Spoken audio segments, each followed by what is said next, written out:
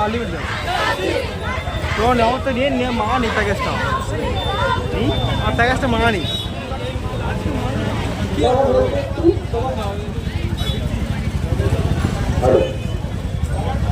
ঠিক আছে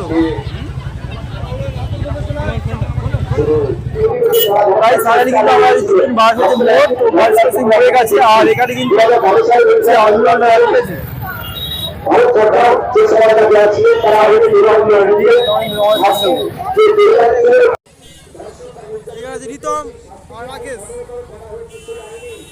বিচার চাই তাই তো